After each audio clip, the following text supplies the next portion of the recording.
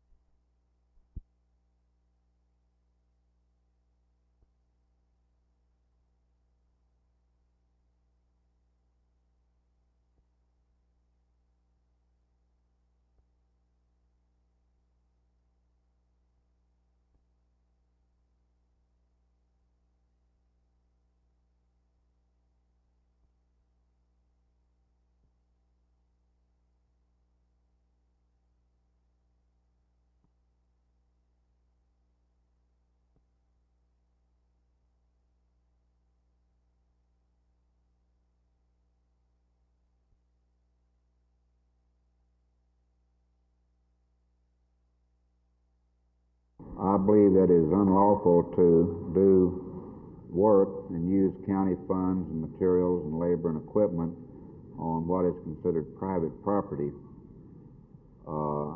There is a decision by the Texas Supreme Court back in 1962 in which this was very definitely spelled out. This is not a case of where a commissioner's equipment is being used while it's not being used on something else. This is a case of where parking lots have actually been paved with a penetrating asphalt and then pea gravel put upon it. This is a service that would cost quite a bit of money, and I do not think it should be done on private property.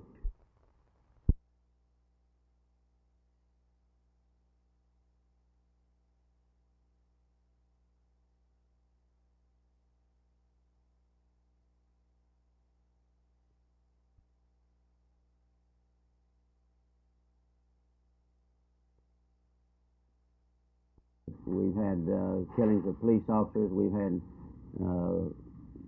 bombings of various sorts. Kent State University has undergone another bombing. We've had buildings burned down. We're having people like the Black Panthers and the Weathermen who seem to want to take over on a guerrilla warfare basis. And it seems to me that it's time that we realize that that if we don't do something about it and do it soon, we're likely to have anarchy. And from that, I would say that we can safely predict that we're going into a very repressive state of affairs here in the country.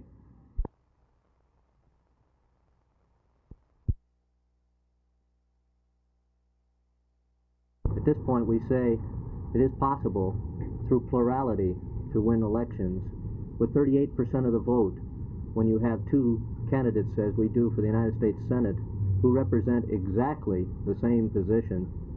We think they're two peas in a pod. We can't see any difference between Mr. Lloyd Bush and Mr. George Benson. They just are exactly the same.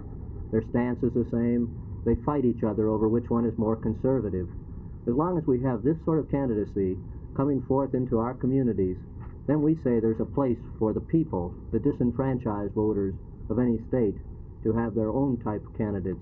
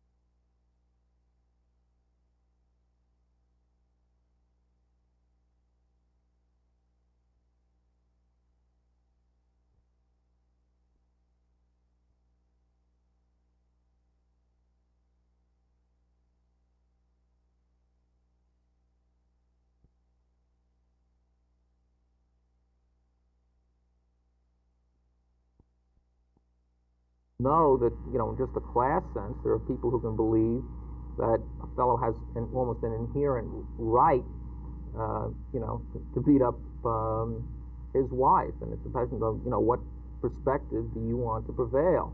I think the whole issue of the use of force, we can all conceive of instances, where we would, apply force. I think the ultimate issue is that you want the police, in a very real sense, to respond the way you would. And I suggest that the only way that's going to happen is if you or your surrogate becomes the policeman.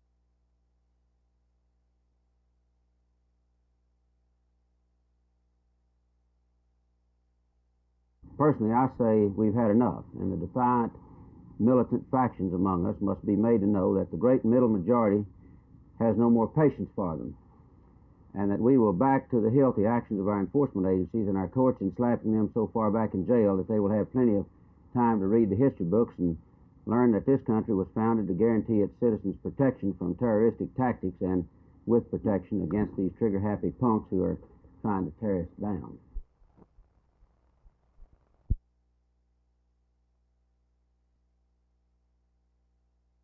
This complaint is made primarily because we, at the Caruth Rehabilitation Center, which is a special hospital, have seen a lot of cases over the past few years in which policyholders come to us expecting that policy to provide the medical care they need, only to find out that by the policy's definition of a hospital, it will not pay. Consequently, the policyholder or the consumer is stuck with a bill that generally forces them into financial ruin.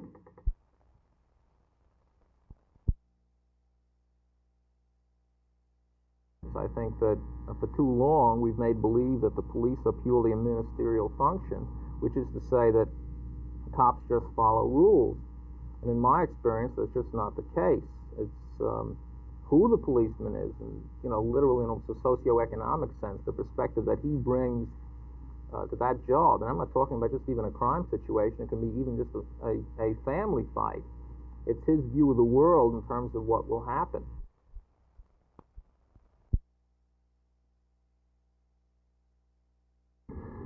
We're delighted with the degree of responsiveness to people which this gives us. We're answering 3,000 complaints in our office from ordinary citizens calling in each week. And I think doing broad, long-range planning in the environmental ways, in transportation, in law enforcement, and other things we can do with that much territory. Has it worked effectively in the past year, then? Yes, we've had a very good experience. As I compare this year of 1970 with my first year as mayor in 1968, the first was a time of chaos, 58 different departments reporting to me, a lack of responsiveness on the part of government to the ordinary citizen. We have had a larger government, but we now have a more responsive one, and I think this is very meaningful to people.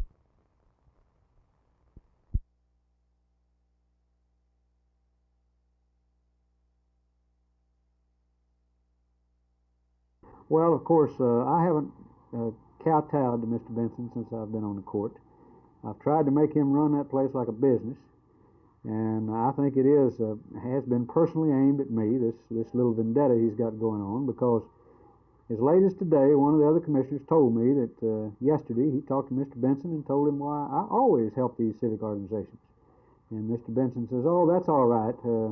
Skeet's the one that I really want to make look silly." My feeling is that if we have some guidelines, some real strict guidelines that, as has been proposed by the district attorney's office, and if we can follow them without being a hypocrite, then I would go along with it. But I do believe that, for example, when Camp Carter out here, when they call and ask that I help Camp Carter, which has been done every year, and I do it, then I don't want Mr. Benson to have a bunch of criminal investigators jumping out of the bushes and taking my picture, you know.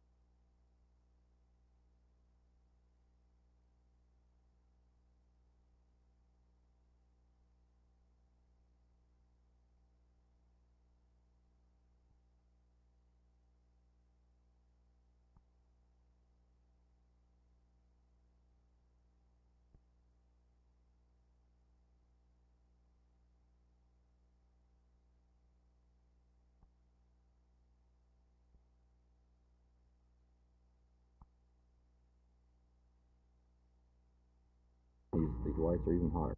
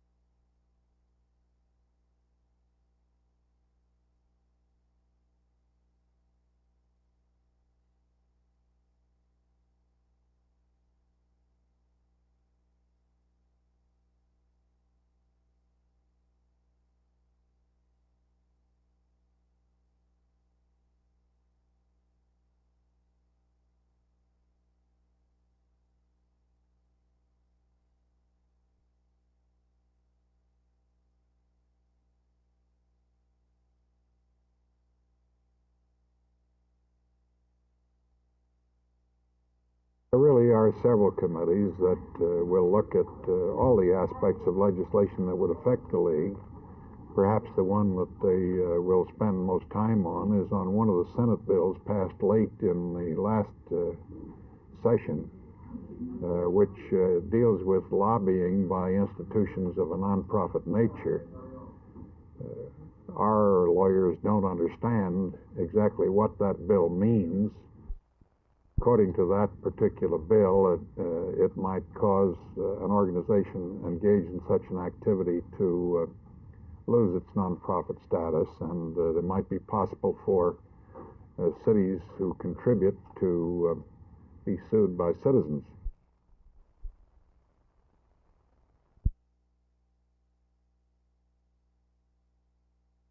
Do you think that the limiting of the enrollment on the UT Austin campus will in effect give the second string students to schools like Arlington and El Paso and the other state schools? I don't think so for two reasons. One is that it isn't that easy for Austin to be able to pick what I would call the intellectually elite. Some of those students are going to go to the other schools anyway. Another reason is that the first proposal of UT Austin apparently is going to be modified by the regents so that an appreciable part of the entering freshmen will be chosen by a random selection process.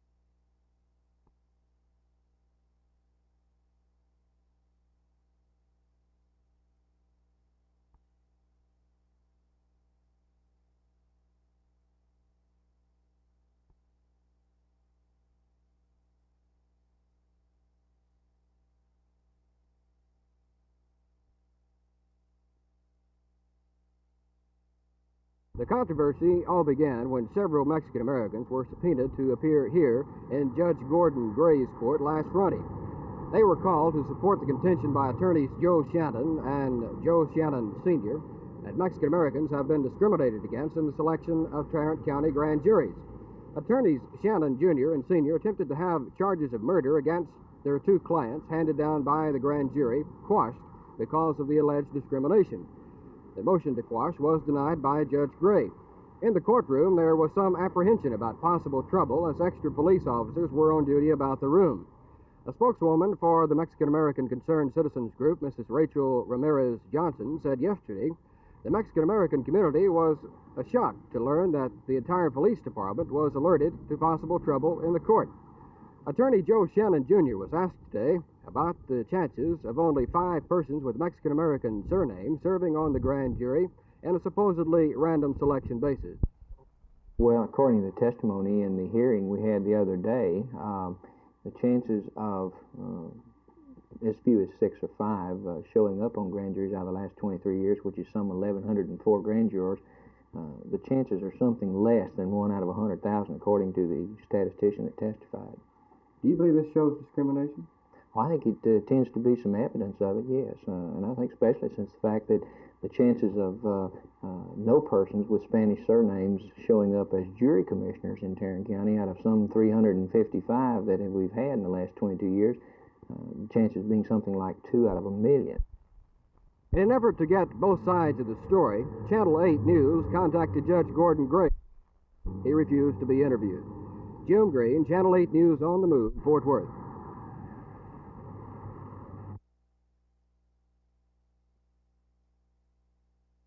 The Texas Municipal League delegates began gathering for their 58th annual conference today at the Tarrant County Convention Center.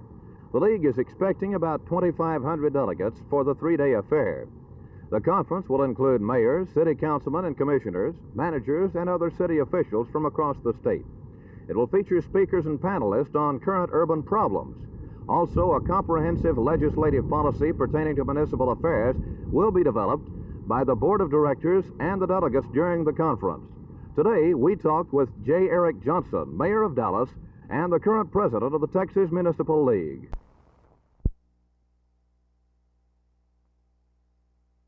The term open house is the key phrase not only today, the beginning of American Education Week, but every day during this education era. This is the B.F. Durrell Community Learning Center of the Dallas School District. It was dedicated today, and it's open in more ways than one. The Durrell Center is a prototype of 7 such schools in the Dallas district, and there are several of the surrounding school districts who also have a variety of this type of school. An open school such as this has no regular auditorium or formal meeting hall, so dedication ceremonies this afternoon were held in the Center Learning Center section. The school is designed so that students can be grouped in an ultimately flexible number of sized groups. This allows the teachers, for instance, to have a large number of students busy with work which requires only general supervision and several smaller groups for more supervised work. Hand in hand with the openness is the community center concept. The idea behind this is the fact that the school building is a public building built with public funds and should be used by the public during the hours when it's not being used as a regular school building. The flexibility of this building makes it ideal for everything from civic group meetings to teacher training sessions. In more ways than one, this year, and especially this week, the idea is to get you to visit a school. This is Teal Salon. The number many years from now is 3,000, 4,000, 5,000 that can't go to Austin, and more of them will be attempting to go to other state-supported schools, and then the number coming to UT Arlington will increase. No action on this, but in the discussion Friday, it's apparent they're thinking seriously of this.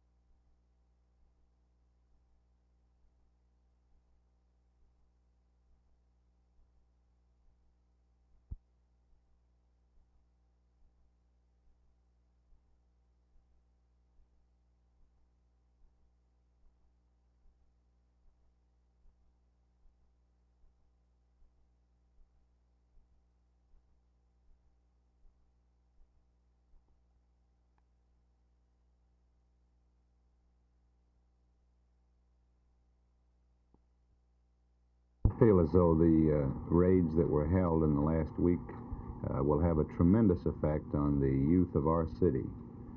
I think that it has a two-pronged effect.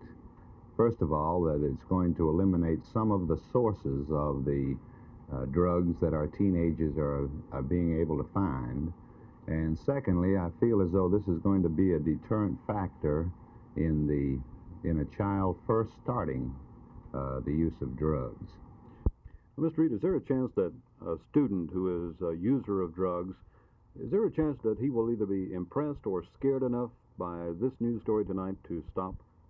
I would certainly hope so. I think that this might help to build the respect for the Dallas Police Department that they are deserving of.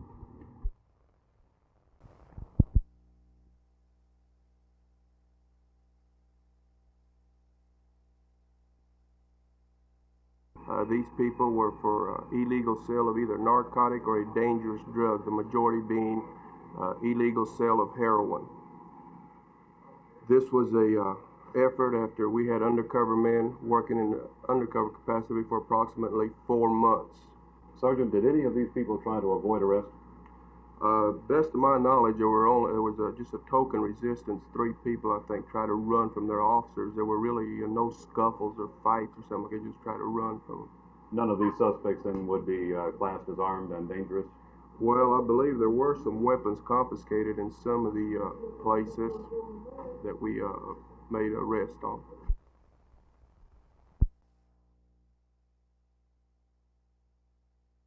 I don't know, but I would certainly think that any child, before taking a step such as committing a felony, which could possibly put this child behind bars, would certainly think twice before entering into drug abuse in this manner. What is the Dallas Independent School District's feelings regarding the Dallas Police Department right now and the action they are taking? We are tremendously impressed with the whole total effect of the Dallas Police Department. We have never asked for help from them when we have been refused. Their cooperation has been tremendous throughout the entire drug abuse program as well as other programs. Would you care to speculate on the frequency of drug usage in the Dallas Independent School District and others in the area? I think drug abuse in Dallas is far less than the major areas or large cities throughout the country. However, we definitely do have a problem, and it has increased. But I think things like this typical raid, will have a slowing down effect.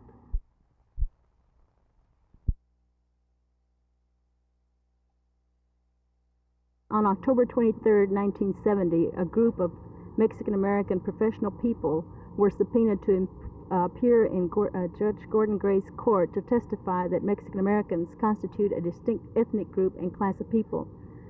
It was quite a shock this morning for us to read in the Star-Telegram that the district attorney's office and the police department thought that our appearance in court, where United States citizens were complying with judiciary procedures and testifying, the police department felt that we were going to cause trouble or something, and the entire police department was alerted to be downtown on the alert for trouble. We'd like to ask how 5 women, a housewife, a teacher, an educator, and the acting director of a community agency constituted a threat to the male-dominated police department. We feel they might have been better employed in the normal pursuit of their duties, keeping law and order and protecting all citizens equally, instead of using harassment tactics against a group of people who were merely fulfilling their civic duties.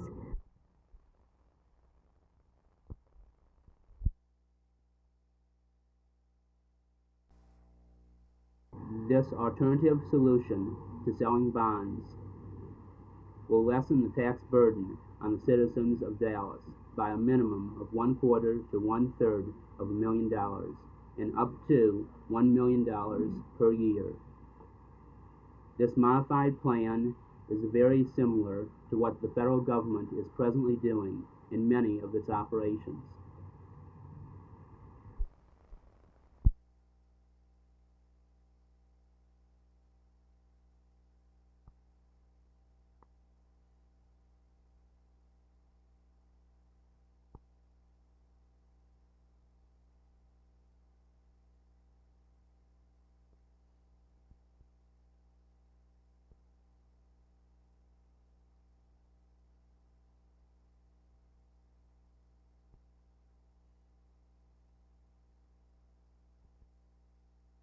Mr. Schwab, how do you propose to save the citizens of Dallas $1/3 to $1/2 million on the new city hall?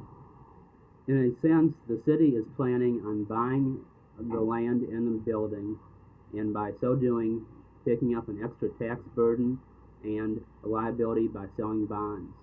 The extra cost is much greater than would be the cost if the city had someone else buy the building and construct it, and then release it back to the city at a cheaper interest rate.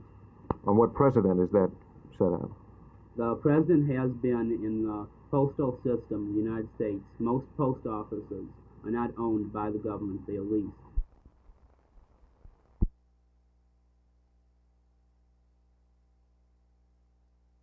Well, Amendment 3 to the Texas Constitution would direct the legislature to arrive at a uniform method for taxing agricultural land based on the capability of that land to produce income. Well, at a time when our school districts and municipalities are hard-pressed for new sources of revenue, how can we afford to drop the tax structure on open land? Well, there are many arguments, of course, put forth for reducing the tax on farmland, the principal one being that under the present conditions, a great many small farmers are being forced to sell to large farmers, and this, according to some of our economic people, think would result in higher food prices, and it would certainly reduce the competitive situation in farming. And then there are other reasons, such as the aesthetic reasons of greenbelt areas around cities.